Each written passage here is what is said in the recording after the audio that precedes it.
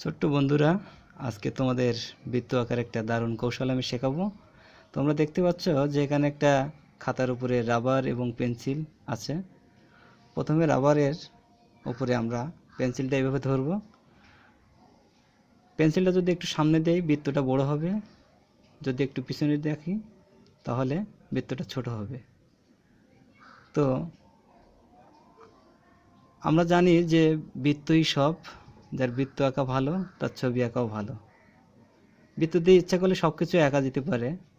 তো বৃত্তটা কীভাবে আঁকবো? প্রথমে আঙুল একটা এখানে ব্যবহার করব, তারপরে এর ওপরে একটা ব্যবহার করব, পরে এখানে দুইটা ব্যবহার করব। তো এখন একটু শক্ত করে কাগজের সাথে আমরা পেন্সিলটা ধরে রাখবো, রাবারটাও ধরে রাখবো। আস্তে আস্তে এইভাবে ঘোরাতে থাকবো, তাহলে একটা দারুণ বৃত্ত হয়ে যাবে।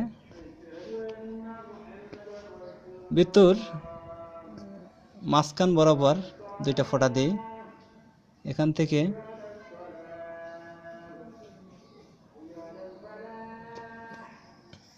একটা দাগ দিই, এই বরাবর একটা ফোঁটা দিই।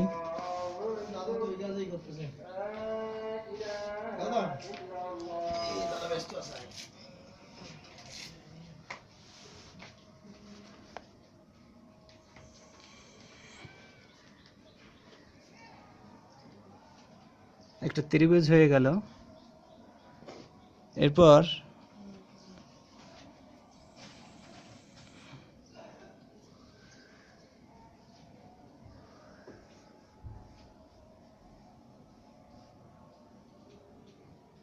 একটা চতুর্ভুজ,